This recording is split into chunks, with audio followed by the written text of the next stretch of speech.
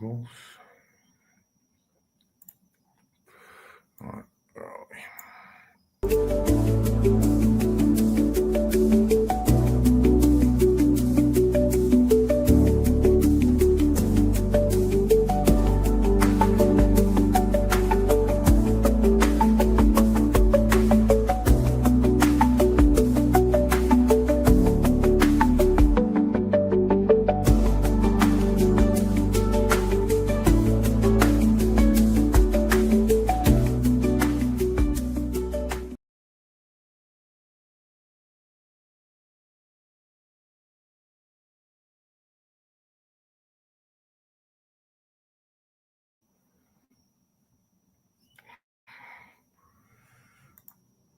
Okay, where are we?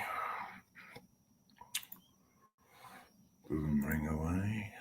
Good evening, ladies and gents, wherever you may be around the world, and welcome to this special Splendid Isolation History stream. It's our number 7 stream, and it's about Enoch Powell, the greatest post-war Prime Minister Britain never had. Just to give people a bit of time to join the stream, etc., I am going to play us a bit of a tune. Take up the white man's burden, send forth the best ye breed. Go bind your sons to exile, to serve your captives' need.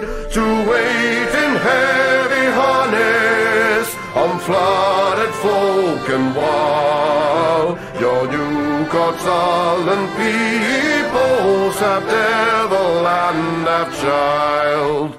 Take up the white man's burden, in patience to abide, to veil the threat of terror and check the show of pride. By open speech and simple, 100 times made plain, to seek another's profit and work another's gain.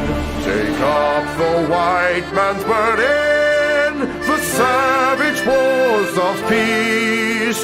Fill full the mouth of famine and bid the sickness cease. And when your goal is nearest, the end for others sought, what's love and heed and folly, bring all your hopes to naught.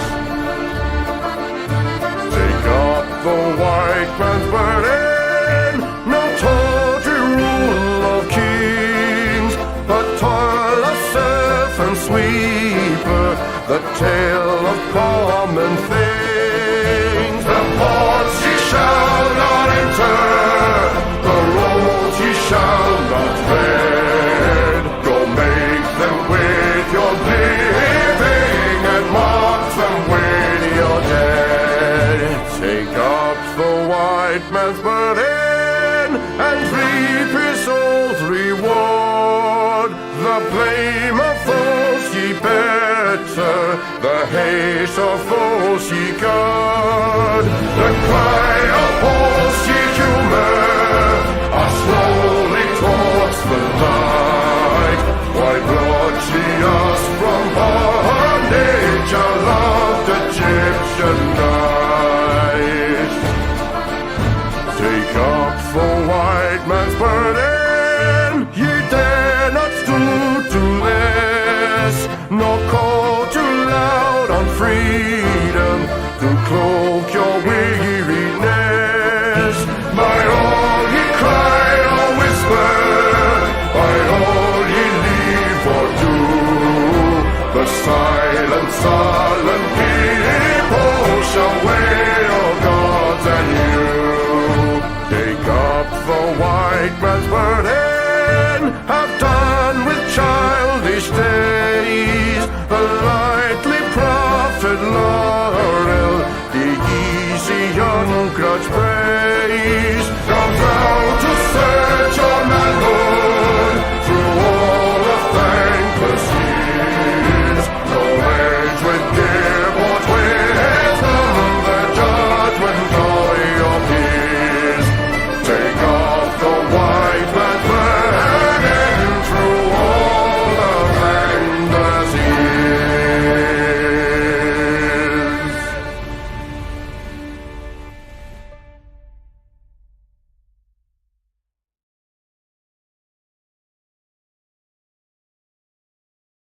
And that was, of course, the excellent Chris Gard.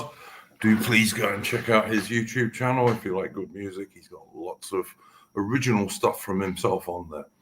I'm very happy this evening to welcome back my friend Aaron Hook. And also, I'm especially happy that we have Horace on again. I haven't done a stream with Horace for quite a while. And I've been trying to arrange for him to come onto a stream, and luckily he was free for this one. So good evening, Aaron, and good evening, Horace. Evening, Duke. Good evening, Duke. Yeah, I'm always, usually busy on Saturday nights, but Wednesday nights are easier, so hopefully I'll be able to join for a few of these. Wednesday is our normal history stream evening. And actually, Aaron was the person who suggested that we did Enoch Powell. And as I said in the video title, probably the greatest prime minister, post-war prime minister that Britain never had. So I'm going to, I suppose I'll say to Aaron, how would you like to start this evening? Well, we just give a rough sort of biographical sketch of him. So he's born in Birmingham on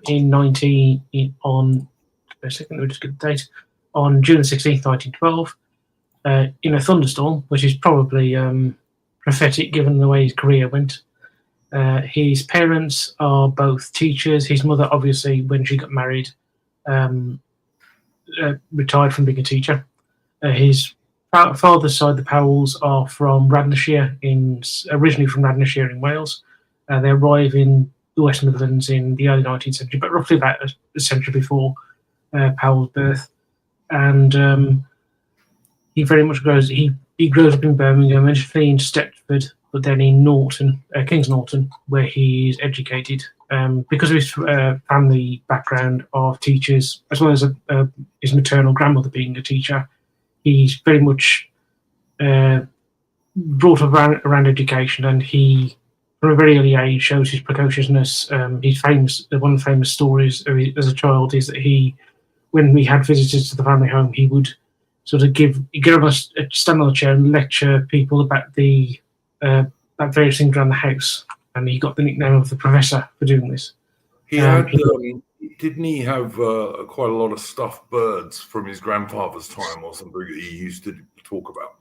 Yeah, that was one of the things he used to do. His grandfather was a hunter, and so he used to talk about the stuff. She said the stuffed birds that were on the wall.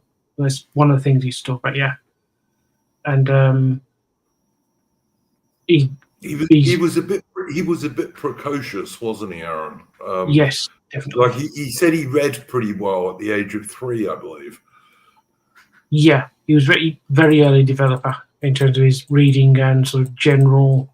When it comes to education, he was far in advance of most children of his age, right through to when he went to school. And he went to school at King's Norton Grammar School, and then on to the more famous King Edward School, which is also the school of J.R. Tolkien. And there he shows himself to be as precocious as ever. And that leads him to go on to Cambridge, to Trinity College, where he studies classics.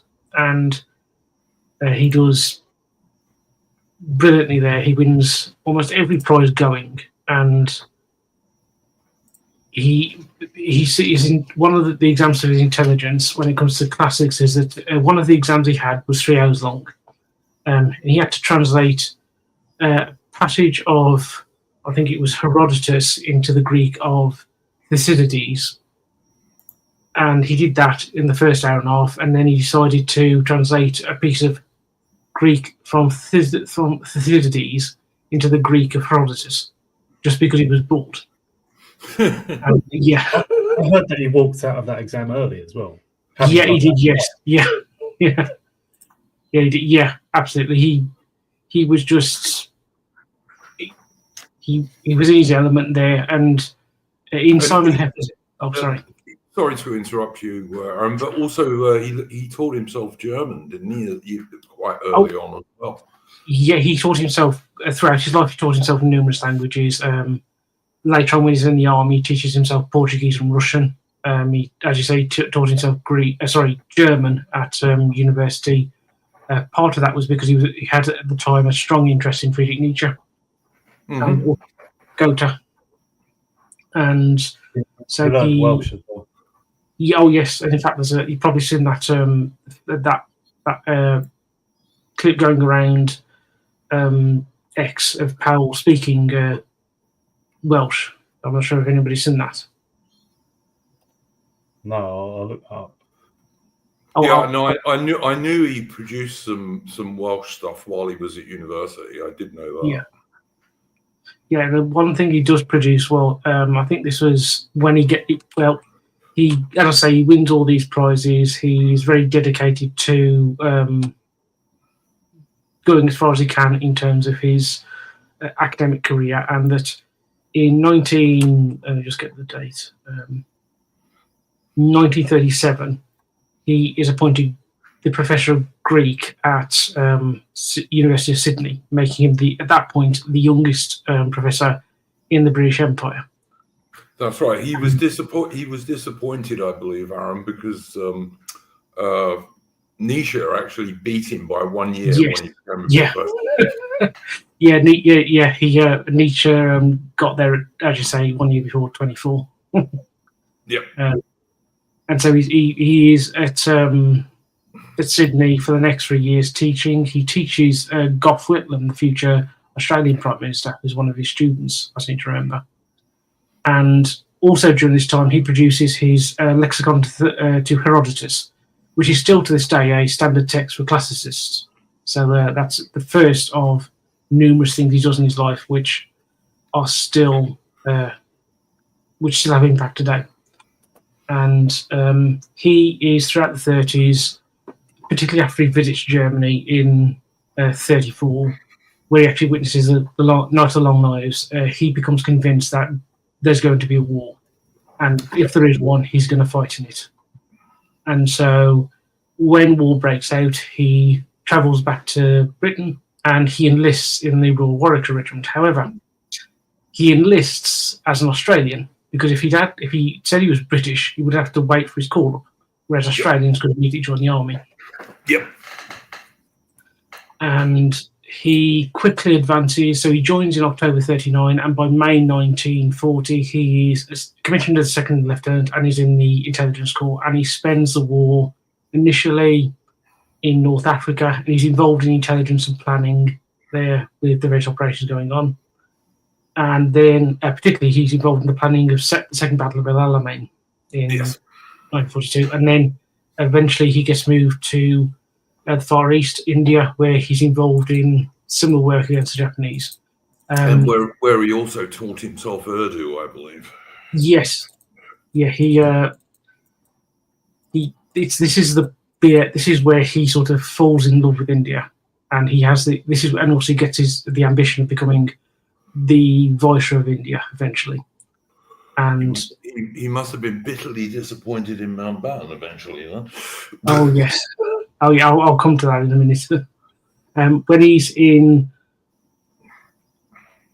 North Africa, he starts getting his lifelong held suspicion of the Americans because he regards them as being opposed to the British Empire. Which indeed they were. He was not a bad old judge. No. And he sort of holds those views continually through the rest of his life. And actually, Mitch is right here about that. That did also happen, where he was suspected of being a German spy. But he was also at one point in the Far East being suspected of being a Japanese spy. Yeah, there was an intelligence officer who was involved in counterintelligence in the staff that Powell was on in India, and because Powell had somewhat yellowy skin because of living in India at that point, the intelligence officer thought he might be Japanese. Yeah, he could also have been atropine because they gave people atropine for malaria, and that turned your skin yellow. So yeah.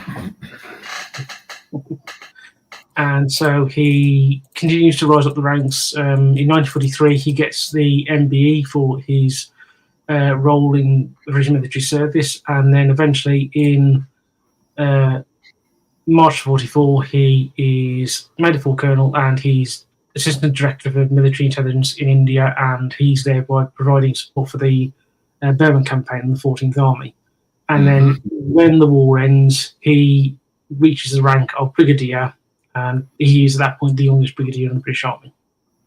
Yes. That's quite right. He was youngest brigadier of the British Army. Not a bad double. The youngest professor in the British Empire and the youngest brigadier in the British Empire during World War II, when there were a hell of a lot of brigadiers. Yeah. But yeah. Yeah, I've always said that if Powell had decided at that point never to become involved in politics, he would still be a notable public figure for his classicism and also for his military, his time in the military. Yes. Just because he was so able to go so far. And I remember reading in the Simon Heffer biography, Powell, one of Powell's fellow officers said that if the war had gone on for another year, he would have reached the rank of Major General, which actually Powell suggested he might reach by the end of the war. Sure, yeah, certainly I agree with that. Now, when Powell, at the end of the war, Powell, I'm trying to remember bits and pieces. You're right. I think he comes out of the army in 46, and then he joins the Conservative Research Department. And at that point, that's being headed by Rab Butler. Butler is obviously at that point a significant figure in the Tory party. However, also in the Conservative Research Department, you have Ian MacLeod, who will become quite significant in Powell's career in the 60s, and Reggie Maudlin, who was Home Secretary under Heath and would always be an admirer of Powell, even if he didn't agree with him. And I remember, I know that you put Duke, that interview you did with Eddie Butler. Mm-hmm. In the Standard Bearers of the Standard Bearers book that Eddie Butler showed up in the essay on Enoch Powell, which I think that's the one that Jonathan Bowden wrote, wasn't it? I think so, yeah. Well, I remember reading that, and in their essay, it has a quote from Maudlin where he mentioned that you could give Powell a book on any subject.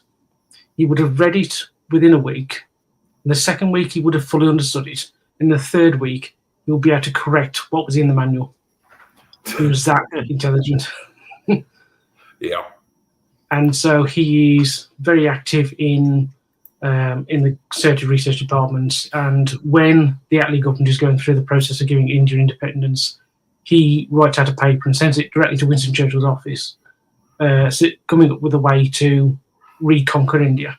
And yes, for everything I've read, I remember reading that. Yes, and for everything I've read, that it would have worked if they'd done it.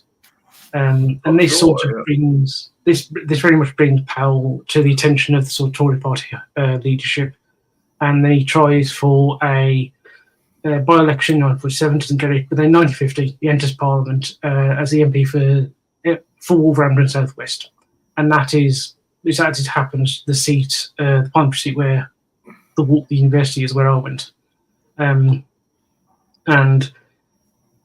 he then spent from 1950 to about 1955 as a backbencher, and he is very much on the right of the party. He is a part of what's called the Suez Group of MPs who are opposed to the Churchill and Eden plan to remove British troops from the Suez Canal zone. And Powell, at this point, has come to the opinion that the British Empire is over because if we don't have India, we don't have an empire. And so we should be gradually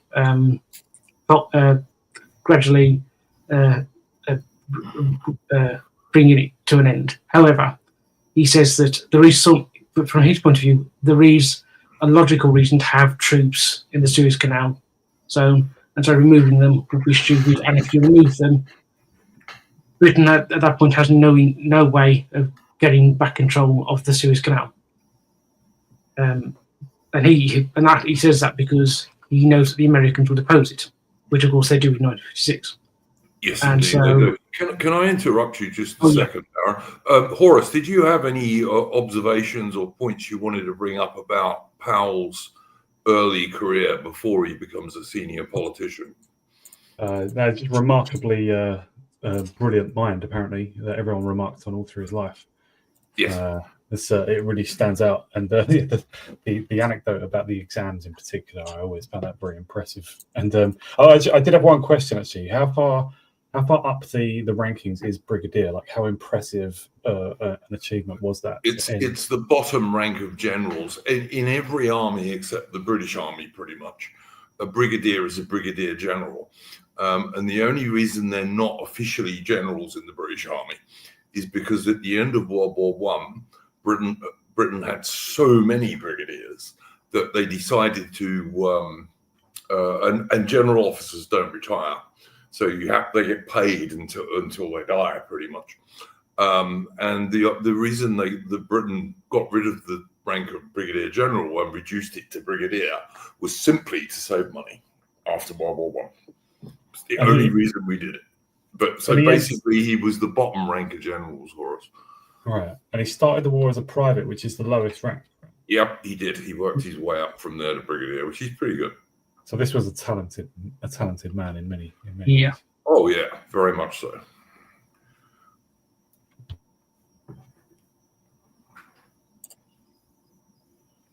Go on, Aaron. Sorry. Oh, God, bear a second.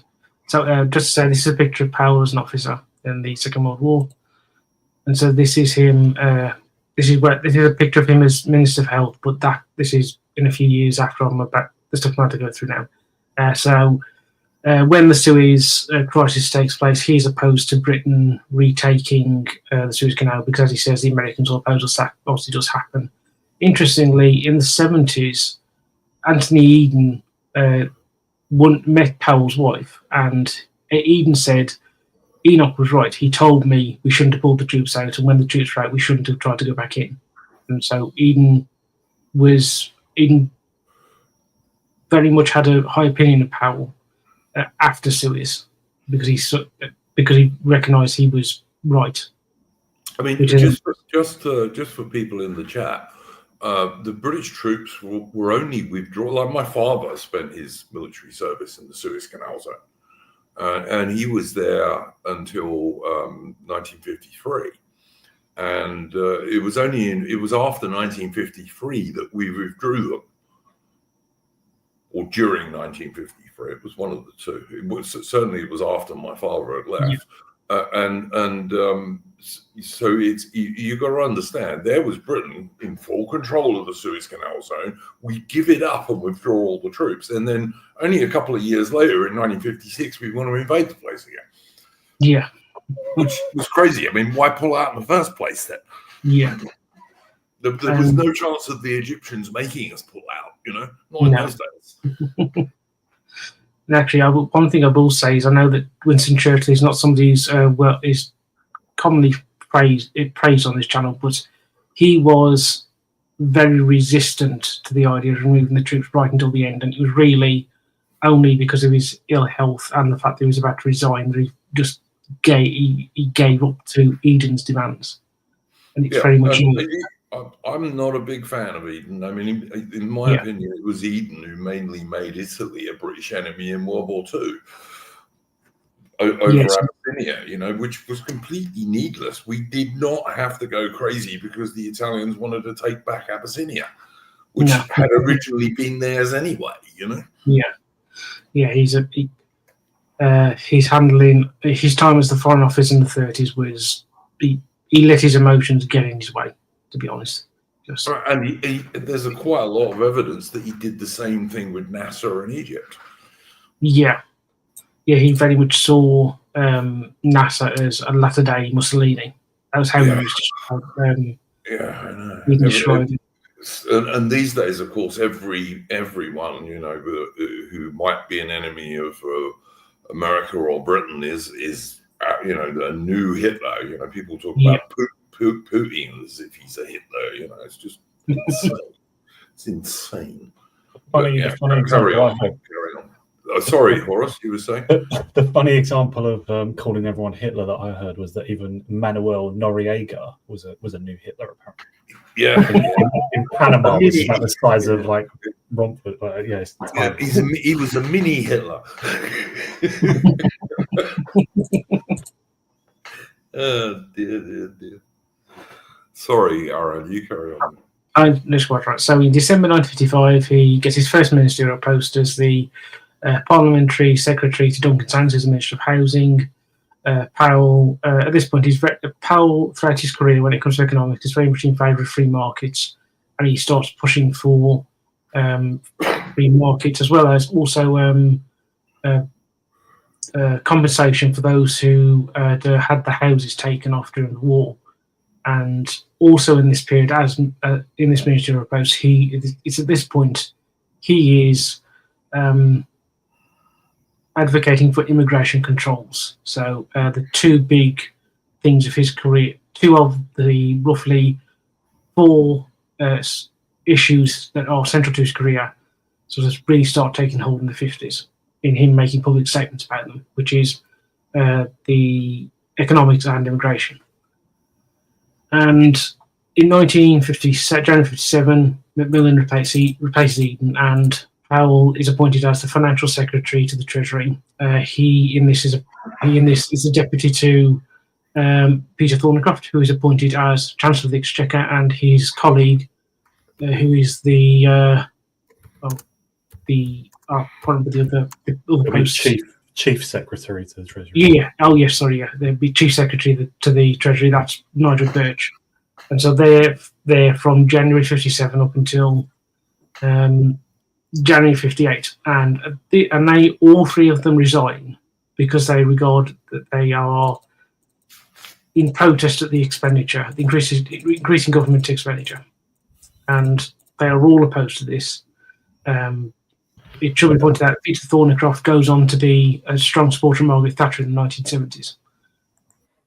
Thornycroft then was apparently quite alarmed when Thatcherism, ramped up more in the 80s. Apparently he became a relative wet as well. Like, I don't know if he always was, but it's just quite surprising because Powell was an earlier, Thatcher often cites him as an earlier free market sort of trailblazer relative to everyone else, at least. Although not so much as a minister, but in ideology at least. And Thornycroft, I had the impression, was actually one of the wets. I guess not. Or maybe just nobody was quite as wet as Macmillan. Yeah. Powell was one of the things worth mentioning about Powell is he was very much against over government spending because he believed that, quite rightly, that led to inflation because you had to print money to pay for stuff. And the inflation was actually stealing people's savings, which indeed it does. So, he does right now. Yeah, absolutely. Yeah. It's crazy now. But I mean, I'm sure that Aaron's about to tell us that he resigned at one stage because the government wanted to spend more money and print more money for it. And it was far, far lower amounts than we talk about these days as routine. But I'm sure Aaron's about to tell us this anyway. Oh, yeah, no, absolutely. He once described inflation as a form of taxation. So it was that allowing that was a method that the government would sometimes use instead of direct taxation.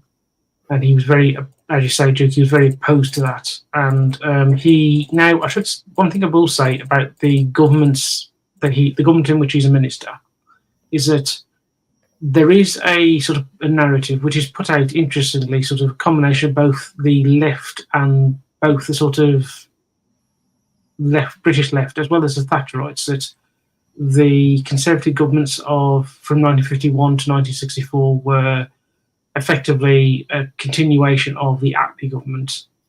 This isn't actually true. I mean, the Conservative governments of the 50s were actually, to a degree, in favour of free markets, except that the difference between the free markets that are advocated in the 80s by Thatcher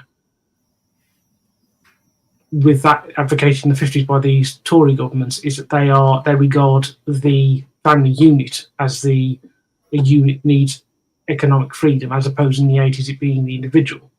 Yes. So there's a lot more focus on ensuring that people can get as much food as they want. So that's one of the reasons why the rationing goes.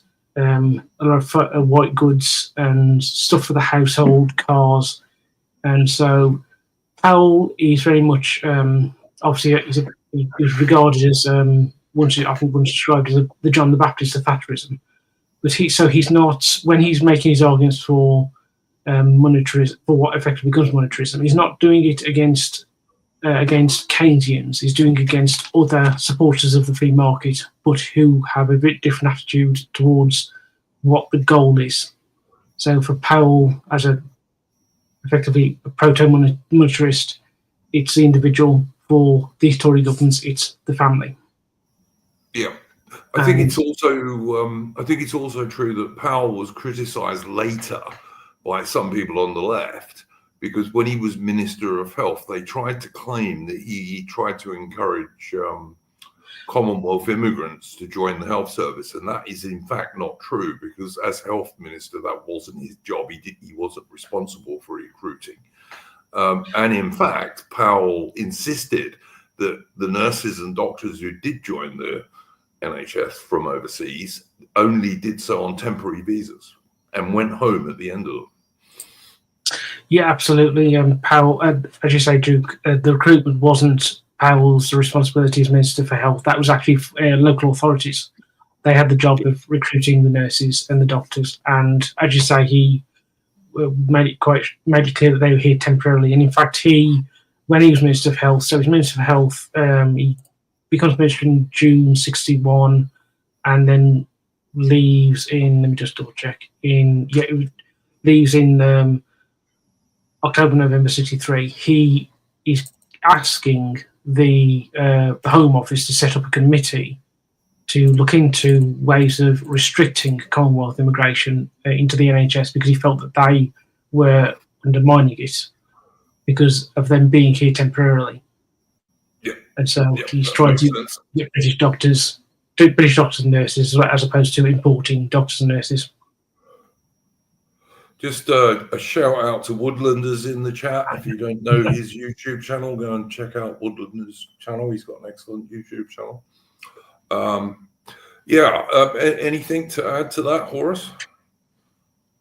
No, just that, as he obviously slotted into the post-war consensus despite being more inclined to the free market. But as you said, Aaron, this Tory government, it wasn't literally a continuation of the Attlee government. It wasn't fully spiritually embracing socialism. I think Macmillan himself deserves a lot of discredit.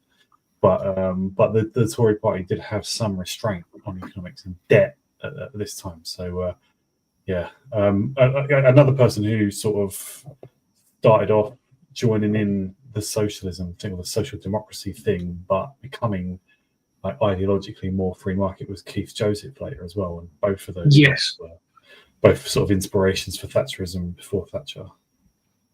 Yeah, and I agree about Macmillan. You're absolutely right. He's a Keynesian without question. He is back in the 30s when he brings out his book in 38. The third, it's called The Third Way. Yeah. The Middle Way. Sorry. And Anthony Eden was also perhaps quite Keynesian in the 30s as well, I think. But Macmillan really embraced it. He was really on the left of the party all the way along. Oh, absolutely. Yeah. Though interestingly, Eden is the one who introduces the idea of. He's the one who popularizes the phrase you probably heard before, home owning democracy, at the 1946 Tory Party conference, which is before the right to buy scheme. Then. Long. In fact, Eden proposed something similar to that in the late 40s, early 50s, but it didn't get adopted, mainly because it was opposed by. Macmillan was one of the people who opposed it, but there were quite a number of others. They weren't necessarily in favour of it. They were more in favour of encouraging a private house building boom, as opposed to giving selling up, giving people the right to buy the council houses. Yeah. No, I understood that. So where are we up to now, Aaron? I suppose this would be about 1965, 66. Yeah. What happens is he resigns when Macmillan. He resigns in protest at Harold Douglas becoming Tory leader and Prime Minister, because he regards it as a stitch-up by Macmillan.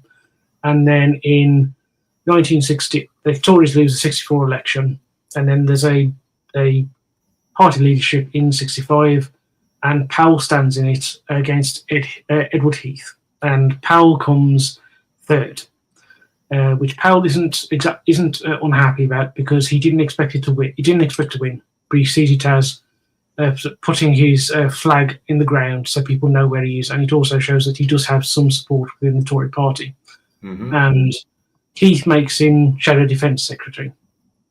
And Sorry, he is. Did you say that Powell resigned in protest against what the leadership contest that came after Macmillan quitting? Yeah. What happens is that Macmillan. He was correct. It was a stitch up, wasn't it, Aaron? I mean, let's be honest. Yeah, but it was a stitch up that Ian MacLeod was actually involved in, despite what he claimed afterwards. What happens is that Macmillan resigns in October '63 because of ill health, and Hume is very much Macmillan's choice, and so he sort of goes around what's known as the magic circle to try and to ensure that Hume becomes Prime Minister, which he does. However, the tale that's been told for the past couple of decades is that MacLeod was alongside Powell and Reggie Morgan and Lord Houghton trying to get Rab Butler to stand. However, MacLeod was in fact backing both Butler and Hume in the hope that would split the party and that MacLeod could become leader. Because MacLeod, obviously, for anyone who doesn't know, MacLeod goes on to be the leading advocate of abandoning all the remaining colonies, right? In the I think, and he was part of what caused Macmillan to declare the wind of change and all that, you know. Yeah, he was colonial secretary from '58 onwards until I think the Tories lose in '64, and actually, this MacLeod guy had a good deal to do with South Africa leaving the Commonwealth, and also, of course, with the nonsense that happened in Rhodesia. Very much down to MacLeod policies. Yeah. He really seems like a leftist in the Tory party. Maybe not on everything, but on like racial and empire matters and stuff. It was really one of those people who sort of wear the cloak of it's all inevitable. I'm just trying to swim with the tide sort of thing. But it's also kind of quite aggressive about it, and obviously always backing the left in the party. Yeah, and in fact, can I? I'm sorry to interrupt you guys. I'd just like to do a little bit of shilling.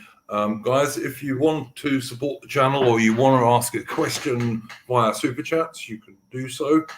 There's a link pinned at the top of the chat, and you can, if you ask us any questions, I think I've now sorted that out because our last stream, we had about 5 that came in that didn't show up, but I spoke to the devs at Entropy, and I think I've now sorted that. So if you want to send us a Super Chat, do so, and we will definitely answer any questions towards the end of the stream.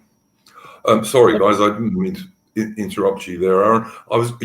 You're about to come on to one of Powell's important things that he did, which he doesn't get much recognition for, that involves Vietnam. So, do you mind if I just ask something about a second ago as well? Just about the '63 thing. When Douglas Hume was elected, obviously there was skullduggery on the part of MacLeod, but didn't they also at that time the Tories didn't really have or didn't always follow like a formal election process for leader, and they would just be like I've read anyway that someone would emerge probably from that magic circle, just basically soundings among the top guys who represented different factions in the party or whatever, and like it would just emerge that this new person's going to be the leader just from these private discussions. That's how I've heard that happened around that time. That's very much how it's happening. In fact, the whole controversy around sort of Hume's election, Hume becoming leader, leads to the establishment of the Tory party having a proper election process. Before Heath gets elected in '65, the only time you have a formal election process is back in 1922 when Andrew Bonar Law becomes leader for a second time, and the only reason that happens is that Bonar Law wants there to be a vote among the parliamentary Tory party so he has legitimacy to become leader. And so Right. the rest of the time, it's very much as you described, Horace, a sounding among the senior figures, usually in the cabinet, and then from somebody who's emerging from the cabinet itself. And then in '64, Labour won quite fairly narrowly, didn't they? And then in '66, they got their big landslide, I think. Oh yeah, they have. I think they have a majority of 3, which is tiny. Right. That was a pretty disastrous election from Britain's point of view, by the way. It was one of the times you really didn't want the Labour Party to be in charge. But anyway, I mean, don't get me wrong, the Conservatives had plenty of faults even back then. But the Wilson government was not good for Britain at all. I mean, it's Wilson's government and the radicalism that they included, like on new fronts, not just on economics, that really led to Enoch Powell making his speech, right? I mean, it's Roy Jenkins and I think, was it Frank Soskis as the Home Secretaries who brought in the Race Relations. I think there were 2 Race Relations Acts under that. Anyway, I'm sure we're going to come to that. But it was under that second Wilson government when they were really riding high and they had all these, Roy Jenkins, the aggressive, subversive, as Home Secretary. Yeah, I mean, now Powell is obviously at this point Shadow Defence Secretary, and he is adamantly opposed, as you mentioned, Duke, to Britain sending troops to Vietnam. Wilson had been asked by Lyndon Johnson's government administration to send a small sort of token force to Vietnam, and he was considering it. But then Powell made his speech, having I can't remember, he learns about this, I can't remember exactly how, but he makes a speech about it, and this really does scare off Wilson, and Wilson turned around to Johnson and says, no, I can't, I'm not going to send troops. Because it wouldn't have been popular. When Powell made his speech, it became clear that the idea was not popular with the British public. Don't forget, at this time, Britain was still fighting in Malaysia, and we were also fighting in Borneo at this time. So it wasn't like the British Army wasn't busy somewhere. But it wasn't popular, and Wilson completely backed off this idea. And Powell, actually, I believe, once said it was one of the great services he did to his country. Yes. Yeah, he did. And I should also point out that this was something that Hume, who was Shadow Foreign Secretary in his shadow cabinet, actually favoured, was not against the idea of sending even a token detachment of British troops to Vietnam. And he, as far as I can tell, wasn't exactly opposed to it either. So if Powell hadn't said anything, he probably would have gone through and had bipartisan support. So Powell really did make a big change there. And let's be clear, if you're talking about even a token detachment of British troops, that would have been at least a battalion of 800 guys. It wouldn't have been smaller than that. Yeah. And it should, and also at this point, Powell is very much along with following his view that the empire is over and that we should be drawing it down with reasonable speed and reasonable care as possible. Part of the reason why he opposes Vietnam, sending British troops to Vietnam, is that he is very much in favour of withdrawing from east of Suez, other than Hong Kong, and that he sees that sending British troops to Vietnam would be extending British presence in the Far East, outside of Hong Kong, and so that's another part of why he's opposed to it as well. May I ask, is these the sort of the first signs we would see of him differing from America? Because that became quite a big theme later in his career, Well, Horace, as Aaron pointed out, even during World War II, Powell came to the conclusion that the Americans were very anti-British Empire. Of course, right. He was entirely correct about that. So he'd had this opinion for quite a while. If only it wasn't just him. Yeah. Yes, indeed. Now, at this point, I will come on to his immigration speech in 1968, but I've just got to back up a bit to give a bit of the sort of context in which this is happening. During the Tory government to the 50s, there was a sort of debate going on over immigration. there, and it was around the unity of the Commonwealth. Alan Lennox Boyd, who served as Colonial Secretary from I believe about 54 to about 58 or 59, he was MacLeod's immediate predecessor. He told the cabinet very simply, you can either have immigration controls or Commonwealth unity. You can't have both. Now, Lennox Boyd himself was actually on the side of immigration controls, but he made it clear to the cabinet you can have one or the other, you can't have both. And so within the Tory party, there were roughly two sides. You had the immigration control side and the pro-Commonwealth side. And throughout the 50s, these two sides are debating. When MacLeod becomes Colonial Secretary, the pro-Commonwealth side is very much in charge, and this prompts the foundation of the Monday Club in 1961. Under the 5th Marquess of Salisbury, who had been a cabinet minister in the early 50s and had been Commonwealth Secretary until he fell out with Macmillan over Cyprus in 57. And so you have the growth throughout the 60s of the Monday Club calling for restrictions on immigration, and Powell has obviously since his time as Housing Minister been advocating this, and he continues. He makes a speech in the 1964 general election calling for restrictions on immigration, and he continues to do that in small speeches until 1968. And what sort of prompts this, as you mentioned before, Duke, I think it was Horace, you mentioned it, was the racial relations bill that was going through. And Yeah, Powell... the second one, maybe. I think it might have been the second one, that's all.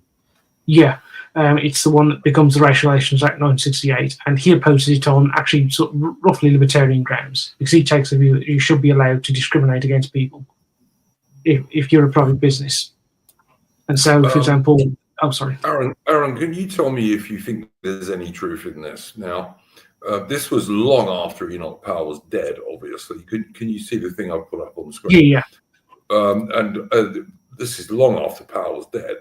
I think he died in 98, didn't he? Yes, he did. Yeah. So I think I've never heard this myself, Tricky. Well, I have to say I've never heard of it. I don't know if either of you chaps have. But because it was so long after his death, I'm sure it was nonsense.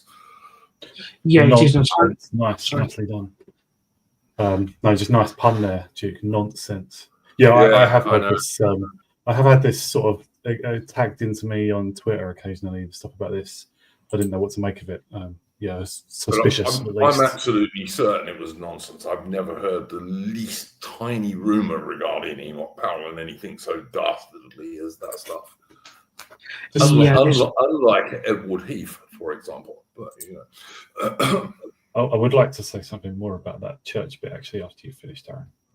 Oh yeah, of course. Well, I remember when that came out at the time, and it was done by I think it was a bishop of Chichester or something like that, who had got this, who back in the 80s, some literal fraudster had claimed that about Powell, and this was all around the time when you had all the Carl Beach stuff about that. Who, for those who don't know, was a NHS manager and paedophile who claimed he had been sexually abused as a child by his stepfather, who was an army officer, and Lord Bramall, the ex-head of the British Army, and he also claimed it about Heath and a number of other senior figures within the British government from the 1970s and 80s, and it was something found out that he had lied through his teeth, and it was all nonsense. And so I think, and so that claim, I think, was dredged up by that bishop, who I seem to remember was somebody who was quite a supporter of Ed Miliband at the time, and so it was sort of just a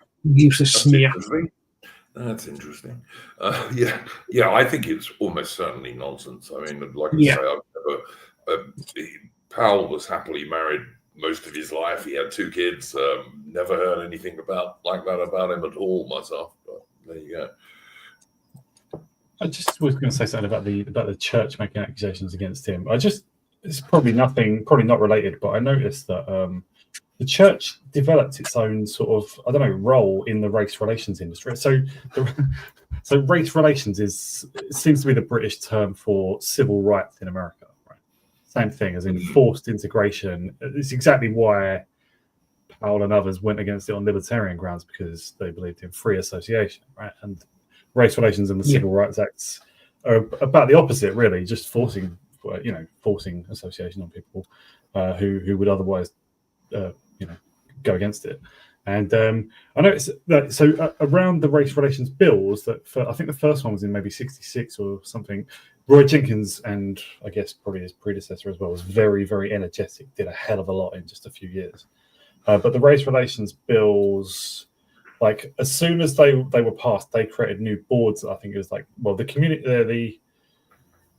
the Commission on Racial Equality came in the 70s, but there was some earlier board, like just the Race Relations Board or something. And immediately these things became into existence, like a so-called race relations industry developed around it. And various Christians were involved in this all along, including the Church of England. I don't know how early they got in on it, but pretty early. Like, and a lot of Christians, I don't know how it's spread across Protestants and Catholics, but I know it comes from both sides. They seem to just be leftists with like dog collars, basically, or just leftists with like sanctimony of just saying God is behind their beliefs and stuff. It's actually much lower than it seems in a lot of cases. I'm sure there's a lot of good Christians out there as well, but by the 80s, certainly, when there were these race-related riots in various, in Liverpool and London and other places in the early 80s. By that point, at least, and probably quite a bit earlier, the Church of England was just taking a strongly, the anti-white stance. I don't know, the stance of the race relations industry, and they had a race relations advisor and a sort of a section of the church that advised, like Robert Runcie, who was very left-wing anyway, I think. Yeah. And so when I think of the Church of England, there's a lot of nice old women and nice old people and stuff who attend the churches, but the actual organisation itself seems rotten. I mean, or like partly rotten.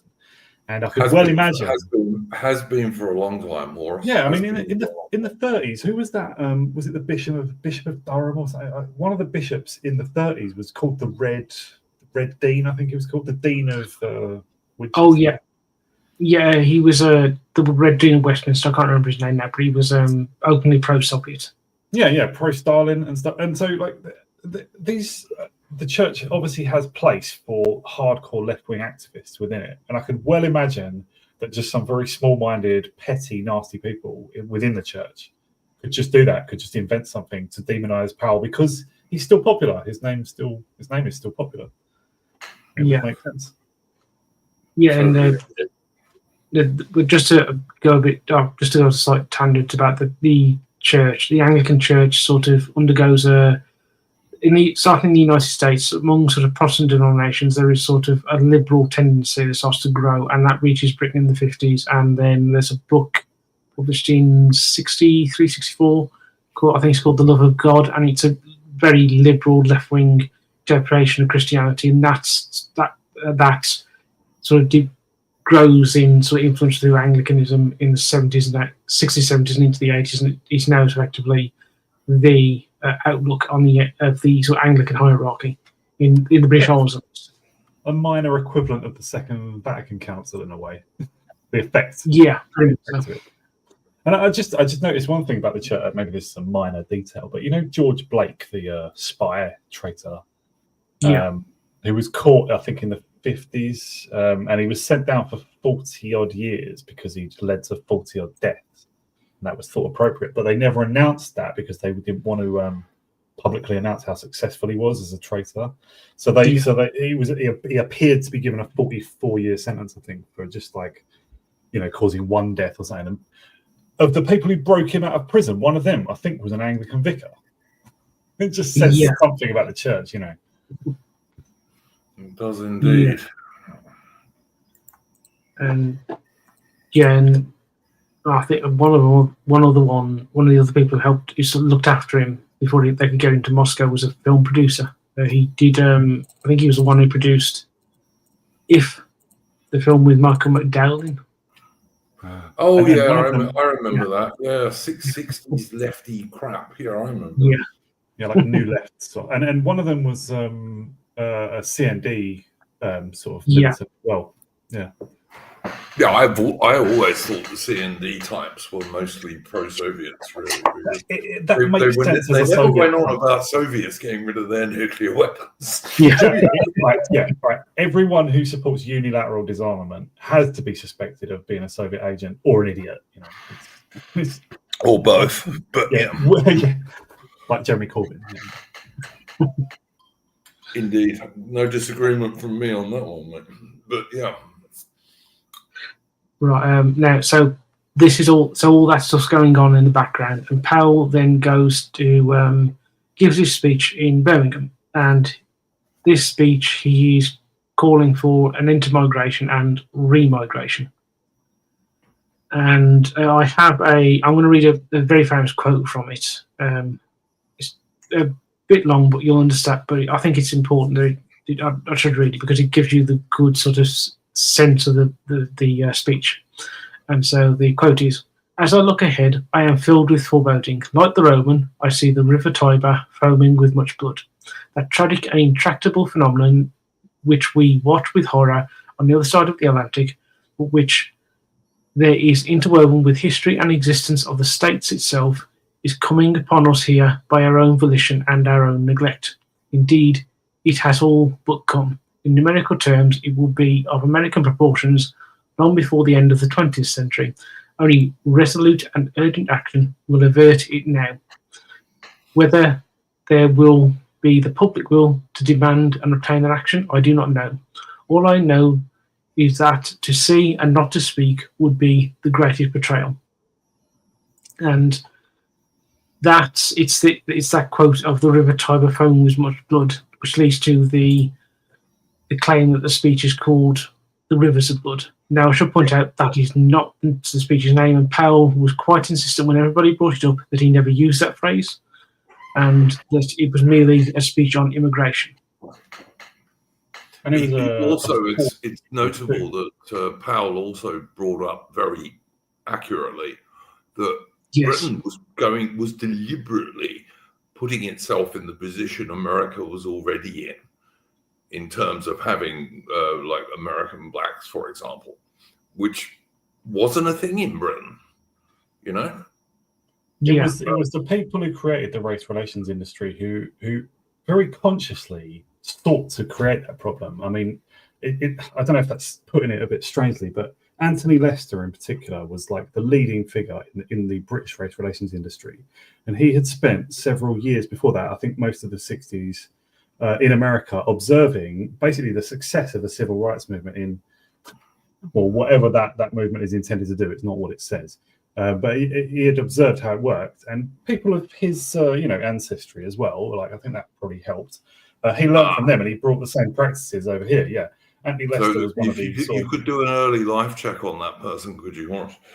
Yes, yeah, and he was the founder with Jim Rose, also of similar ancestry, of the Runnymede Trust, and that continues to be, along with the Institute of Race Relations, the leading organizations of the race relations industry, and they exist basically just to destroy white countries. I don't know any polite way of putting it. They despise us. People who founded those organizations and run them, they are profoundly malevolent. And but yeah, like observing the success of the American so-called civil rights movement, the same practices were brought over here. We deliberately create problems, and then the solution to them is what we've been recommending all along. You've got to realize for people in the chat, and like I know a lot of the people who follow this channel are quite young, and don't take any notice of relatively recent British movies and TV and what have you. There were almost no black people in Britain prior to the end of World War II. There were almost none. My father was born in the middle of London in 1933, and he did not see a black person in England until after he came back from the army in the middle of the 50s. I wanted to mention something else about Powell's speech as well. He uses the phrase at one point. He says, "I can already hear the chorus of execration. Yeah. How dare you say such things?" And I think that's a very that's a very important thing to note. That's more important than the reference to Homer. No, who is it? Who's the poet? Virgil. Was it Virgil? Yeah. The allusion to Virgil is just a poetic touch. It doesn't really affect the rest of the speech. But the chorus of execration refers to who? It refers to the race relations industry, who were already prepared to attack anyone who stood up against what they were trying to do. But also the media in general. I don't know who was more guilty and who less, but the Times was right at the heart of condemning him, and specifically William Rees-Mogg, who was the editor of the Times at the time. And his son, Jacob Rees-Mogg, has endorsed what William Rees-Mogg said 50 years later, which was that it was an evil speech, evil. And the Times will seldom use such opinionated language. They try to appear august and detached somewhat. But they really rolled out the condemnation when it came to this. You must bow down to the Race Relations Acts. Now, why the Times, a sort of centre-right paper, believes that is a question I can't really answer. But obviously the other chorus of execration was from the shadow cabinet. Yeah. Apart from the cabinet, but also the shadow cabinet, which, apparently Edward Heath said that his hand was pushed. He probably agreed with them anyway, but he said that, like members of the cabinet they were saying, we're all going to resign. Like loads of us are going to resign unless you get rid of him. So the chorus of execration was basically the left, but across all institutions, including the Conservative Party, who were determined to cement the gains of Frank Soskis, Roy Jenkins, Anthony Lester, and the race relations industry. And of course, this was in direct contrast to the ordinary British public. Oh, yes. And particularly the British working class, who were almost 100% behind Enoch Powell. I know my father was, for example. And that was including Labour supporters and everything, Yeah, absolutely. The British working class, there were huge marches in London and other places in support of Powell. And he received apparently 50,000 or more letters to him in support. Well, almost all of them in support. And I would imagine that was people who saw how he was reacted against in Parliament and in the media, and saying, "Don't let these bastards, frighten you. We support you." But most ordinary people in Britain did support him. Like most of the working class and the lower middle class people did support Powell 100%. Yeah, and there's you can probably find on YouTube this footage of the Smithfield Market people who work in Smithfield Market who went on a march, as did the dockers in London, in favour of Powell. And Horace mentioned that the shadow cabinet was opposed to Powell's speech, which is very much true. And he very much used this as an excuse to get rid of Powell. He saw Powell as a threat, given his intelligence, and also the fact that he had stood in the 65 leadership election against him. The other person who stood in that election was Reggie Maudlin, and Maudlin's sort of political star had fallen considerably, and so Powell was the only leadership threat to Heath. And so Mitch has made a comment in the chat, Aaron. Heseltine said he'd win a leadership contest and win a general election by a landslide, and I'm sure that would have been true, actually. Oh, yeah, absolutely. Yeah. Just thinking of like that, by the time of '69, like all the different ways in which Powell and Heath contrasted, because obviously, Powell was popular. I don't know if Heath was that popular. Really, Powell was very free market. Heath was like not at all firm on that. And the common market chorus as well. Well, yeah. So Heath then unilaterally, obviously, joins us into the common market in '73. I was just wondering by what time, because Powell wasn't always against the common market, the common market idea, or whatever came before us joining it. He wasn't always against it. He actually wrote stuff in support of it up until I think the mid '60s. But had he at some point he turned against it completely on democracy grounds, most of all, right? Yeah, he in the 50s and into the early 60s, he's sympathetic to the idea because he sees it as a way of getting Britain out of the empire. Because he knows that the French will not allow Britain into the common market with their empire and also because they're a piggyback with the Americans. So joining the common market will see Britain be able to extract itself from empire and also extract itself from the influence of the United States. But then into the mid 60s and late 60s, he turns against it on, as you say, Horace, democratic grounds. he, like Hugh Gaitskell, who had been leading the Labour Party until his death in '63, comes to the view that it will be the end of 1,000 years of English independence. And one thing Tony Benn had a similar line, although when they campaigned on the same side, Ben wouldn't be seen on a platform with him. Sorry, maybe we're jumping ahead. I don't know if you've got up to 72 yet, but yeah. Oh, no, but this is still late 60s. But actually, I'm going to come to the European issue in a minute. Just one thing I just want to say about this, the Shadow Cabinet in response to Powell's speech, is that the one Shadow Cabinet member who advised Heath not to sack Powell was Margaret Thatcher. When Heath rung her up and told her what he was going to do, she said, don't sack him, let things cool off, and then make a decision. Heath didn't listen to her, but I've always found that interesting that she told Powell, she was the one person who didn't want Powell to be sacked. I think if her advice had been followed and Heath let things cool down, then it would have been harder to fire him. So he seized the opportunity. Yeah. Right? Oh yeah, absolutely. And so Powell is at this point on the backbenches, but this gives now Powell at this point has a lot more freedom being on the backbenches. So the '69 party conference, he gives Morecambe. He gives the Morecambe budget. Sorry, '68, late '68. He gives this, which is where he essentially puts forward a reasonably free market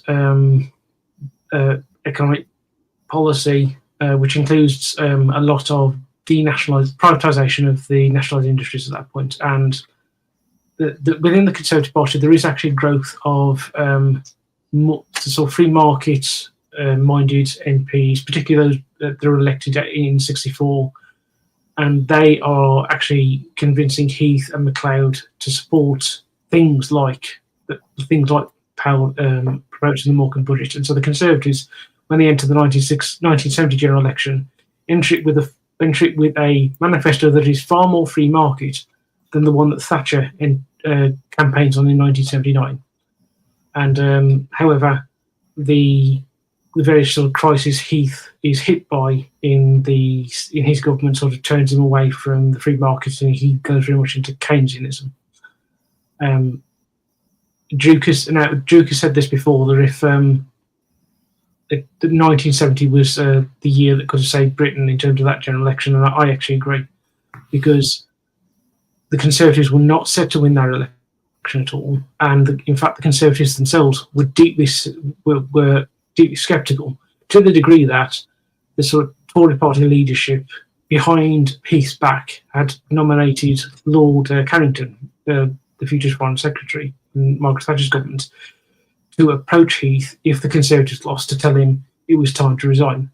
And so when the Conservatives win, it's a complete shock to everybody, except, ironically, to Heath and Powell, both who think the Conservatives are going to win, and Powell is actually the reason why they win, because he's able to rally his support in the West Midlands to swing the region for the Conservatives. And so the Conservatives win in '70. If they had lost, Heath would have gone and Powell almost certainly would have become leader. Yeah, that was one of the last chances to really save Britain as it was. Although there had been immigration since about 1948, it was actually quite low levels in those days. Yeah. I mean, especially compared to today, of course, when you're talking about anything up to 1 million immigrants every year, plus lots of illegals. He remarks in his speech in '69 that there was something like 50,000 then. So that would mean that something like 1 million people in total had entered since. And some would go back, obviously, but something like 1 million people had entered since %48, perhaps, roughly. And obviously now we get more than 1 million. We get that in a year, mate. Yeah. It's just a totally different scale, you know? Totally different scale. One thing I will say is that from 1962 up until 1981, successive British governments, both Labour and Conservative, bring in immigration laws that actually do restrict immigration from the Commonwealth, to the degree that they pretty much turn off the tap by the early 1980s. And a lot of the immigration problems we're having now is a product of the Blair government opening that tap, and obviously the Boris wave and things like that. So Powell's speech, even though the politicians did not like it, they did actually come close to doing what he said, what he wanted. So it's interesting, and actually the one law that really sort of brings that to the fore is actually passed by Heath in 71 with the Immigration Act 1971, which is known as the Patrimony Act, which said that you could only become a British citizen if you had a British grandfather, and that really cuts off who was able to come to the country. And so, in terms of immigration, Powell's calls for bringing immigration to an end are put in place. However, the calls for re-migration or voluntary repatriation, as the phrase he uses in the immigration speech, is not brought in, even though it was actually in the Tory Party manifesto, as he points out in the speech, at the time he made the speech.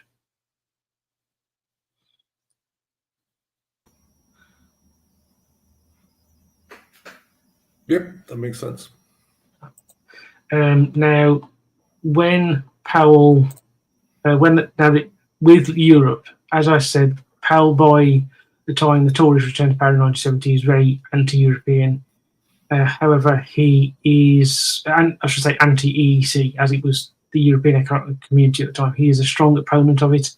He is very much the strongest voice on the British right, opposing it inside the Conservative Party, and he is consistently opposing it throughout Heath's process of taking Britain into the EEC. So much so that in 1970 he goes and gives speeches in Lyon, Frankfurt, Turin, and The Hague against British entry into the EEC.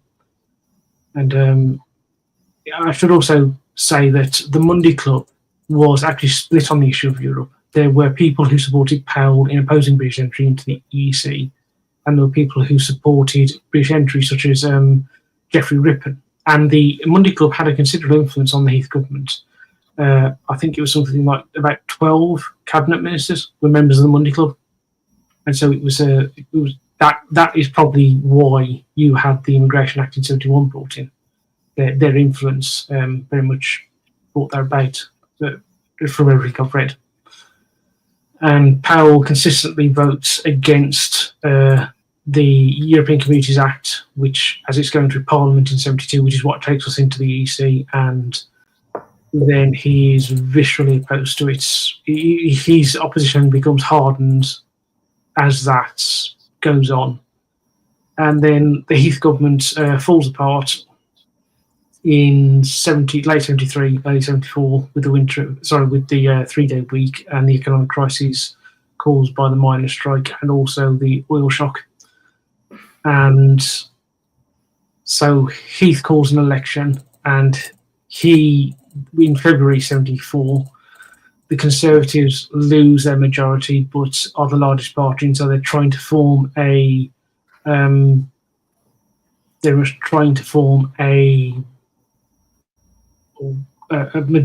coalition government with the Liberals under Thorpe. Now, during the February 1974 election, Powell decides in the run-up to that he's not going to stand as a Tory MP for Wolverhampton South West, and he famously gives a speech telling people to vote Labour because Labour is offering a referendum on British entry into the EEC. And yeah, Mitch is absolutely right there. He did give those speeches in those languages as well. I believe he also gave the speech in The Hague in Dutch, possibly. Those speeches around Europe, is that him trying to convince other Europeans to stop Britain entering? Yeah, I think it was, yes. And partly that's because, of course, in 62, de Gaulle vetoes British entry. So I think he was trying to get one of the then 6 to try and veto British entry. If each of them had the power to veto it, right? Yeah. And this on the screen here, this is really funny. This is where he's talking about like why he's dropped the Tory, like left the Tories after 30 years, whatever. And somebody shouts out, "Judas!" And he just immediately, like he's ready for it. He just points at him and goes, "Yeah, Judas was paid. Judas was paid. I'm making a sacrifice." Yes. Very much, yeah, and that's exactly what happens. In fact, it's at let me just see if I can find it. That's actually, I think that was the speech he made in the Bull Ring in Birmingham, possibly. I think, and however, that and because of Powell doing that, that swings the West Midlands for Labour, and so ensures that Heath doesn't get the majority, and so Heath fails to get the coalition with the Liberals. Wilson takes power. And then there's another election in October 74 where Labour gets a very small majority. Now, in the meantime between the two elections, Powell has joined the Ulster Unionist Party and has got selected as the Ulster Unionist MP, the Ulster Unionist candidate for South Down, where he's elected in October 74. And this brings up the fourth and final sort of important issue that Powell campaigns on through his life, which is Northern Ireland. He is an ardent unionist, and his attitude towards Northern Ireland is actually quite unusual for the time. He is not favouring the return of Stormont and the devolved Parliament. He wants to see Northern Ireland integrated into the rest of the UK, so that it will be no different from Belfast will be treated in the same way as Birmingham or Bradford. Quite right. That would have been a very sensible policy, if you ask me. Yeah. It would, frankly, the Troubles wouldn't have happened if we'd just done that in 1921-22. Quite likely, yeah.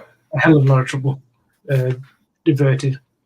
And so Powell is from 74 to 87, an Ulster Unionist MP. He's advocating for Northern Ireland. It's very much this integrationist position, which is very much out of step with the Ulster Unionist Party itself, which is very much a devolutionist party. And it's been said quite often that it was a bit strange for Powell to be merely an Ulster Unionist MP as opposed to the party leader, because he had, as I've mentioned before, he had such influence in the West Midlands and such a public profile by this point. He was the obvious person to be the leader of a party, and the fact that he never becomes the leader of the Ulster Unionist Party is strange. Though I think that was partly because Powell very much felt that people like Jim Molyneux, who was a leader at the time, should have been leader because they were very much Northern Ireland. They were Ulstermen. And so I think he very much felt an Ulsterman should be leader of the Ulster Unionist Party. He was very much happy to be a member of it. And so through this period, he is advocating for Northern Ireland. He's opposing British membership of the EEC. He campaigns alongside, as you say, I think it's Taurus you mentioned him campaigning with Tony Benn, and then not willing to appear on a platform together. That is in large part due to the immigration speech. Powell and Ben were always friendly. They had actually been friends before the immigration speech, but their friendship it doesn't so much break down because Ben always is polite and on friendly terms with Powell personally, but publicly Ben is becomes very much opposed to Powell. Unlike Michael Foot, who remains Enoch Powell's friend both in public and private until Powell's death in 1998. And Michael Foot was also strongly anti-common market, right? Yes, he was, yeah. I think like the same sort of time that Powell was becoming more of a right-wing figure, like Ben was moving left, because he apparently until, I don't know, maybe the late 60s or so, he wasn't such a hardcore socialist figure as he became later. He was more of that, I don't know, the more old Labour tradition, but I don't know exactly what his beliefs were before, but I noticed they sort of diverged strongly ideologically. I didn't know that they were still civil to each other in private. Yeah, in fact, Tony Ben attends Powell's funeral. Right, in the 90s. Yeah. Just about are we sort of if we're onto the common market debate bit now? I just wanted to remark about Geoffrey Rippon, who you mentioned earlier. What a piece of crap he was! From what I've read, he just lied to Parliament, just directly lied to Parliament and got away with it. Yeah, he was an awful man. He told lies about the British imports from places like New Zealand and what have you, Right. and what would happen with those. The whole thing, that was a major sticking point. I don't know how, it wasn't so much the amounts of money involved, but just the idea of cutting off old, trusted, time-honoured trading links. And obviously, trade is related to other things as well. But with New Zealand and places like that, New Zealand butter especially was a big issue. And lamb as well, Horace. Right, and now, right. And probably why lamb is so damn expensive as well. Well, yeah, Britain used to get cheap food from places like New Zealand and Australia, and the common market replaced it with expensive food, basically. And Heath and the pro-common market people's whole shtick on joining the common market was a lie. It always was. I'm guessing most people listening will know this, but the common market tends to be marketed by its supporters as something that encourages and facilitates trade, but that's only true within the customs union, which is that part of Europe that's in the common market. And you put tariffs all the way around the outside of it. I mean, tariffs are a big deal now because of Trump in America, but so you're actually the common markets always had tariffs, Yeah, so when you join the common market, you're choosing pretty free trade, although there's a hell of a lot of regulations and specifications and stuff. But you're choosing pretty free trade with, right, absolutely, that nobody can follow because there's so much detail, and all sorts of tricks as well to make it not actually free trade, because you can create your own standards and safety measures and all this stuff, going against. So, but when you join the common market, you're joining managed free trade with France, Germany, and all that. And closed off and tariffs and stuff with the rest of the world.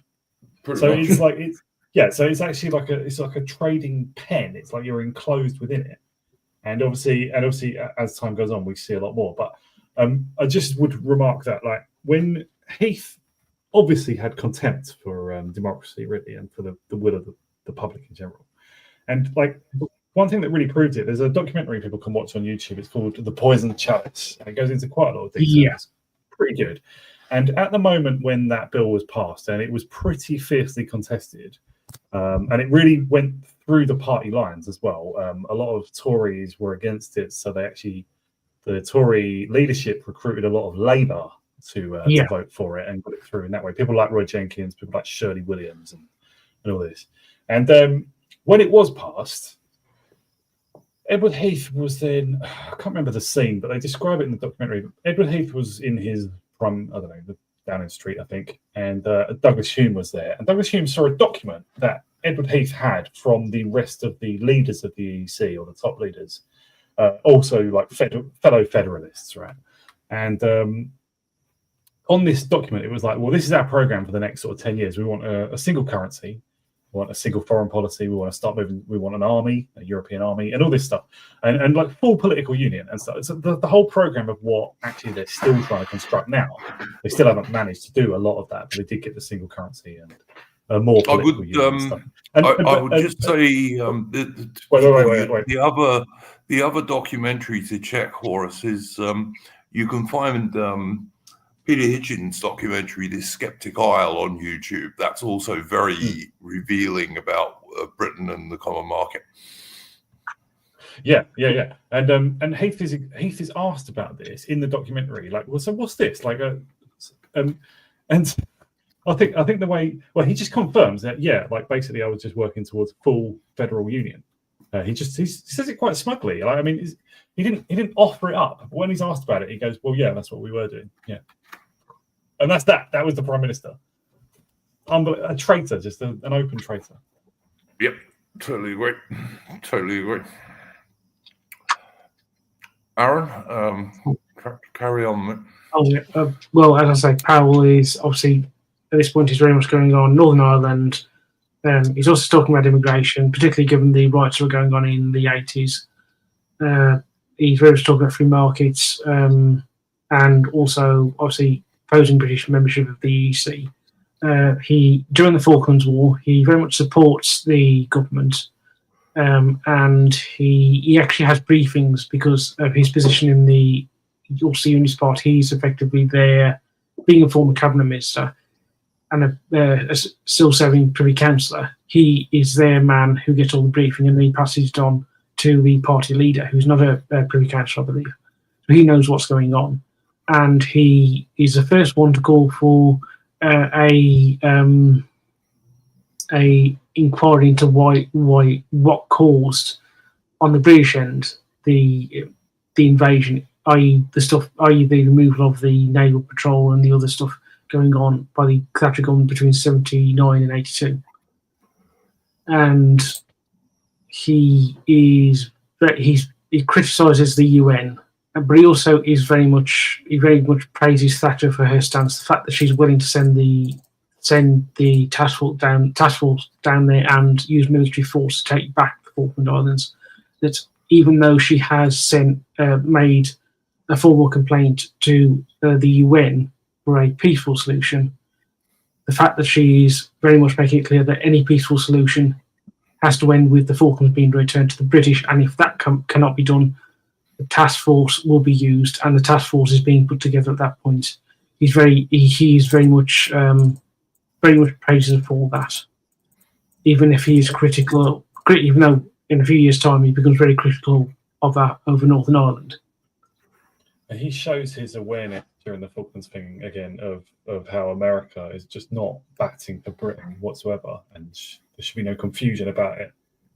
America wanted Britain to concede the islands to the Argentine invasion, right? It was. It would be more accurate, Horace, to say that the Americans didn't want to have to choose between Britain and Argentina, because the Argentine Junta was also an ally of the Americans. But fortunately for Britain, Thatcher was determined enough that she made the Americans have to take a side. And in the end, they obviously took Britain's side because Britain's a more important ally, or was then, than Argentina was. But it was in doubt for some time, yes. That Galtieri regime was probably pretty wobbly, really, wasn't it? I mean, it fell almost immediately after, I think. Well, part of the reason for the invasion, I mean, it was obviously part of it was that Britain had done so many defense cuts. We were planning to sell the carrier HMS Invincible to Australia, and this was all public knowledge, and the Argentines knew this, and so they thought, well, the Brits won't do anything about it, and might not be able to anyway. But you've also got to look at the time of the Falklands War. The Royal Navy had about 70 destroyers and frigates, 70, and today we have 16. So good luck to the people of the Falklands now. Oh, look, one of the things that happened when the Argentines first invaded, the first Sea Lord, the professional head of the Royal Navy, got done up in his best uniform and went in to see Mrs. Thatcher and said to Mrs. Thatcher, Prime Minister, we can put together a task force and take them back. So that was one of the reasons that Thatcher did adopt the military option, because the commander of the Royal Navy had told her that, yeah, we've got enough forces, we can take this place back. Because what people often don't realize is that most politicians have very little knowledge of anything military or naval, you know. The surprising one is always Francis Pym. I don't know what exactly was wrong with him, but she says herself that how he was noted for his valor in the Second World War. But when it came to politics, he was always really conciliatory towards the Argentines and everything. It's just there was quite a lot of people like that even in her cabinet who just, I mean, Peter Carrington, I think maybe would have been for some sort of negotiated outcome. Perhaps. I mean, Carrington fell on his sword, of course, because he was Foreign Secretary at the time.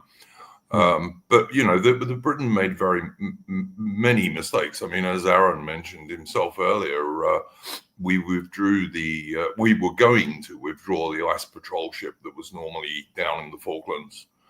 We didn't after the war, but we were going to.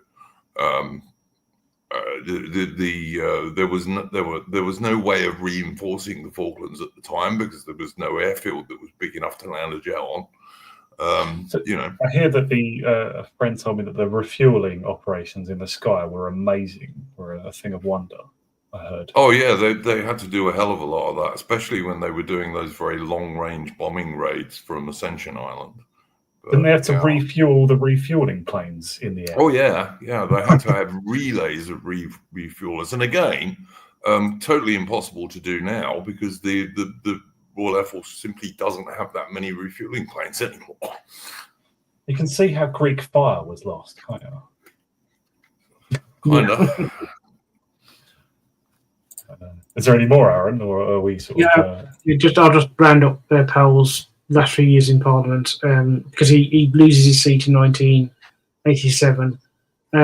During the period of 83 to 87, he, amongst other things, he starts alleging that the CIA were involved with the assassination of Lord Mountbatten as well as Harry Neve and also Unionist MP called Robert Bradford as a part of an American plot to say the unification of Northern Ireland and the Republic of Ireland for a united Ireland. And also he actually starts making speeches in favour of nuclear disarmament, unilateral nuclear disarmament. He doesn't see the point of Britain having them anymore. Which is a complete change from his position in the 60s, by the way, but yeah. Yeah, and he welcomes Gorbachev in Russia. He sees it as Russia ceasing to be the threat, which obviously is quite correct given it causes the collapse. And he actually goes to Russia, and he sees this as an opportunity for Anglo-Russian relations to warm up and there to be a sort of alliance between the two countries, because from his geopolitical point of view, he regards Britain as Russia as the two unconquerable nations in Europe. Britain because of an island, Russia because of its sheer expanse, and so he very much regards British and Anglo, at the very least, good Anglo-Russian relations as almost certainly the future, very much to counterbalance American influence. And he actually goes to Russia in 80. Let me just double check here. Sometime I think it's 88, and he goes to Leningrad and he goes to look at the graves, and he cannot sort of imagine the amount of loss that they suffered. And also he attends a World War II commemoration parade with his medals on and with Russian veterans. And yeah, Mrs. Wright, Powell is very much a supporter of détente in the 70s. He's also quite critical. He also doesn't think much of Alexander Solzhenitsyn's books. He regards the Gulag Archipelago as overrated. It's interesting. Yeah, and also at this point, Powell is very much becoming writing books about about Anglicanism and Christianity, because he is when he's at Cambridge, he becomes an atheist, but then when he becomes the MP for Wolverhampton, he has a religious conversion, becomes Anglican, and he then starts writing books about the Bible. Obviously, he had studied the Bible. When he's in the army doing his training, he's reading in the barracks the New Testament in ancient Greek. Yeah, probably the only soldier doing that. But yeah. And sorry, Boris. Well, I was just going to say I must go within about 10 minutes, but I just last remark once you finish. In that case, Horace, if there's anything you want to plug, don't forget to do that before you go. Oh, cheers! Yeah, I'll drop a link to my blog in the website and in the chat. Sorry. Well, if you send that to me on X, I'll make sure I put it in the description under the video there on. Will do. Yeah. I had you finished the bio, Aaron? Yeah, pretty much that's it. Yeah. Okay. Well, yeah. So I think we covered most of the things that I wanted to remark on, but it's just it's obviously a disappointment that Powell never managed to rally the country to him. But what means was there to do that? He obviously became a kind of tribune for the people, but just as he didn't control the party, it just didn't matter, unfortunately. But he showed a lot more intelligence and integrity than most politicians. Just the organised minority gets its way, as academic agent would say. And people who are just popular, they just kind of bounce off. And that's We what Powell just was. needed a bit of luck, Horace. In I think it was 72, wasn't it, Aaron? Yeah. We needed Heath to lose in 72, and then that was Powell's chance that he might have got elected leader. Obviously, I suppose one thing we didn't mention much, but there was the referendum in 75 as well, wasn't there? Did we go over that? No, Yeah. we didn't really talk about that much, but yeah, Powell was obviously that was when Powell and Ben were both campaigning about getting out. So I noticed two prominent people on the other side were Margaret Thatcher alongside Heath and James Goldsmith, who later went on to found the referendum party and spend a part of his fortune on it. But yeah, like in 75, it was more seen as like an oddball thing to be against the common market.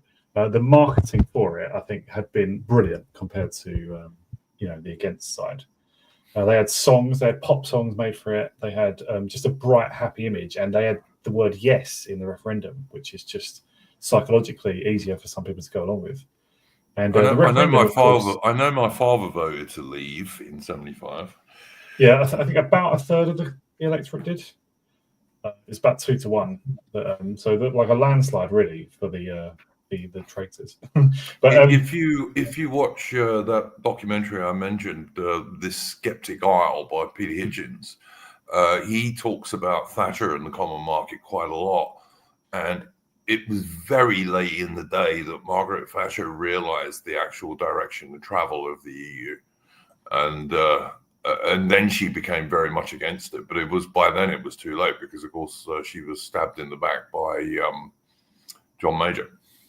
Yeah, I would give Thatcher credit, like over her whole career, I'd give her credit for a few things. Like she's maybe less malignant than some politicians, but I think she deserves very little credit when it comes to European matters.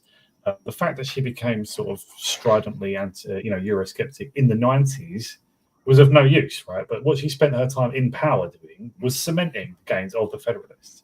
And yeah, it was very, very late that she realised what was going on with the. Well, I think her and her supporters actually played up the idea that she'd been duped. I don't think there was any truth to that. She signed the Single European Act in, I think, 84.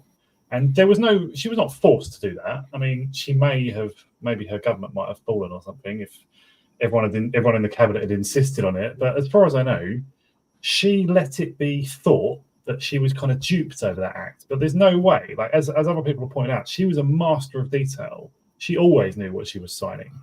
And there's no way the Single European Act really kicked off, like before, obviously, this was 8 years before the Maastricht Agreement. But the Single European Act really kicked off the Federalist agenda before Maastricht. Maastricht kind of formalised it and created the EU. Mm-hmm. But the Single European Act was very important as well. That's what cemented the norm of, if you want free trade, you've got to go along with everything else as well. You've got to have a fully federalised Europe. That was established in that Single European Act, and there's no way she couldn't have known that. I think they would have had cabinet arguments where the pro side were arguing on exactly that basis. There's no way she didn't know, but her supporters and Eurosceptics let themselves be thought of as having been duped. A lot of people became Eurosceptics very late in the 90s. Became Eurosceptics, very true, when a lot of the damage was done. There were some real hardcore people like Teddy Taylor who I think would deserve some credit for seeing the problem early, but not many. Like people like who famously, like Bill Cash, who famously became a sort of a leaver. He was still only a Eurosceptic all through the 90s. He only became a leaver in the 2000s, I think. Pretty courage as well. Yep, no, that's very true. It's also, I think, worth pointing out that.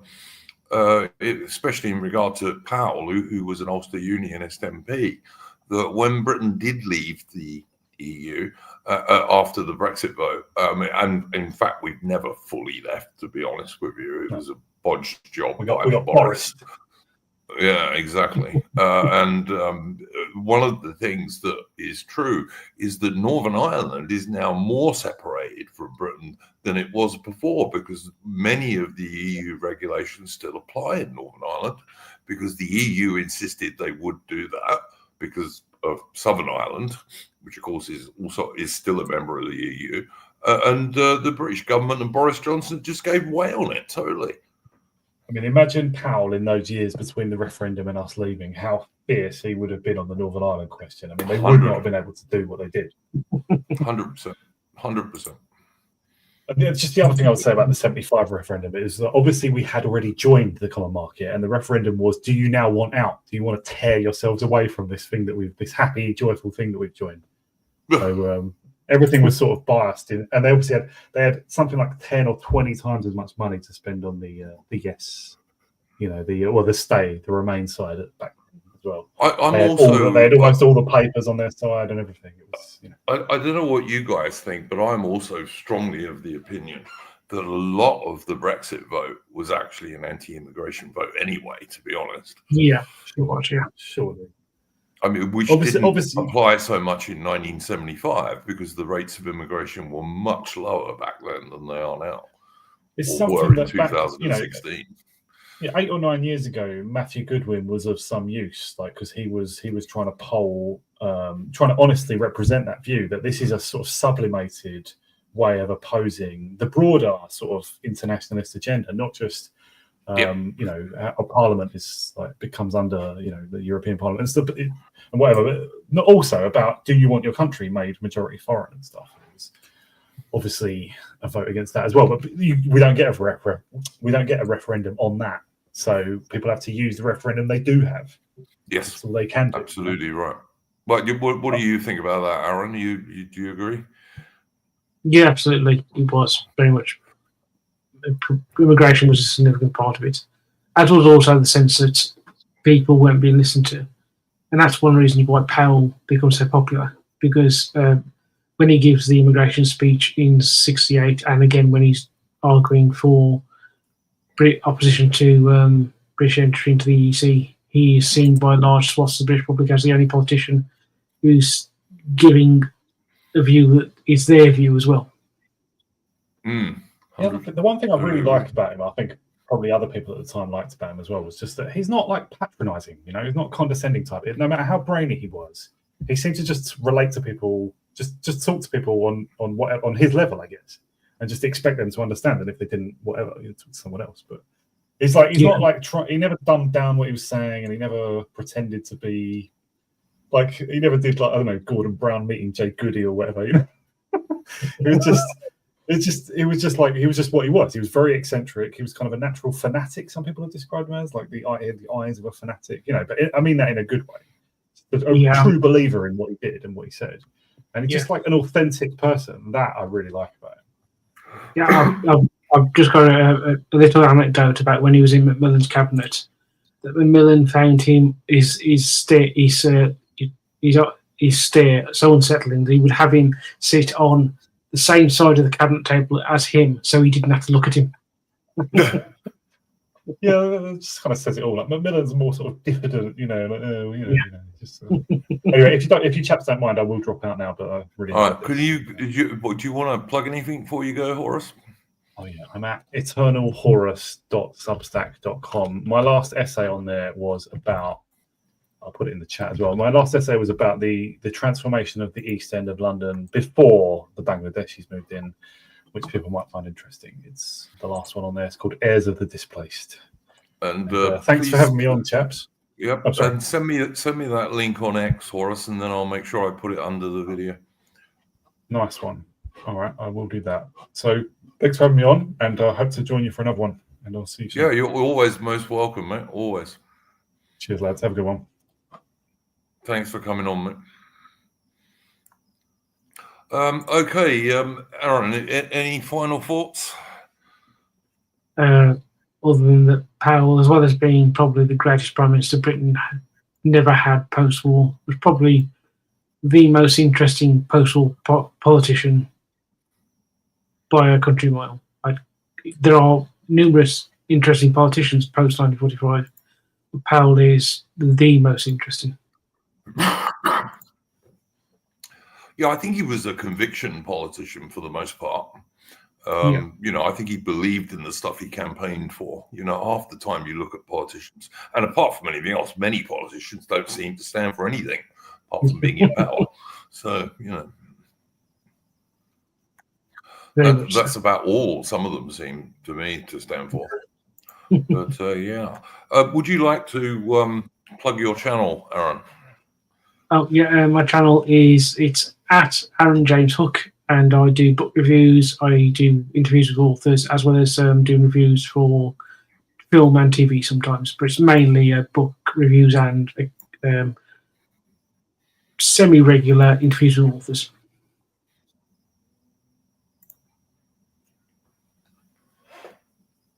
That's Horace's Substack. I've just put in the chat, by the way, guys. But then later on, it will be under the stream as a link. Okay, do check out Aaron's channel. He does a lot of book reviews. He sometimes does film reviews as well, I believe, Aaron. Yeah. Yeah. Okay. Thanks for coming on, Aaron, and thank you for your hard work with all the slides and all that kind of stuff. That's very useful. We will be back on Saturday with our normal Splendid Isolation stream, which will look at the current events and news and politics, particularly from a British and to some degree old Commonwealth point of view. That'll be at 9:30 on Saturday British time, which is very early in the morning on Sunday for me and anyone else who's down under. And then we'll be back next Wednesday with the next history stream, although I don't know what it's going to be on yet. We'll come up with something, I'm sure. Thanks for joining us in the chat. Just to let people know, if you sent us a super chat, I am checking now and I don't see any. So if I come back tomorrow and I find there's some, that's not because I haven't checked, because I'm checking now.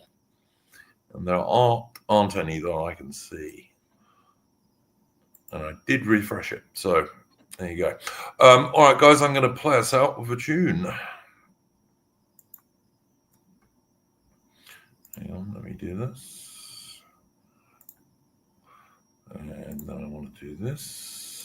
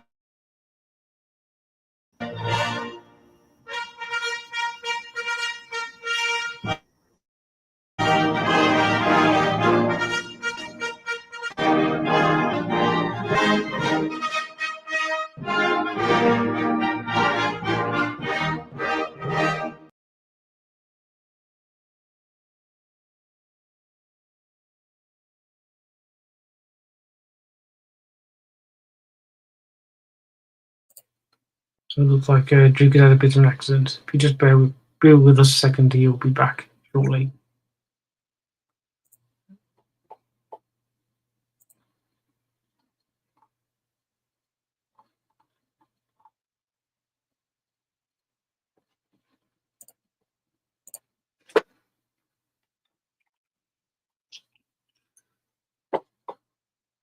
Actually, if we just here he is.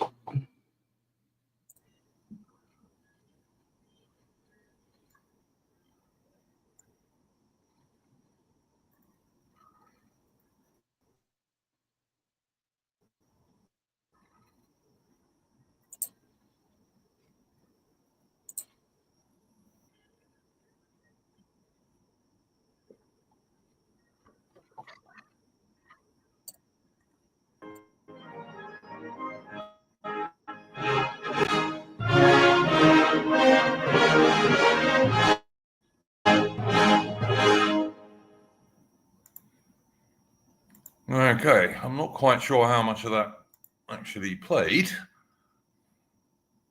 But that was Coburg, which is the slow march, was the slow march of the 12th Prince of Wales's Lancers, which is a famous British cavalry regiment. And it's from Patriotic Archive. Do go and check out his excellent channel. Thank you very much to my guests, Horace, and also, of course, to Aaron Hook. And thanks to people in the chat for watching us. We will see you on Saturday for Splendid Isolation at 9:30. Go well, people.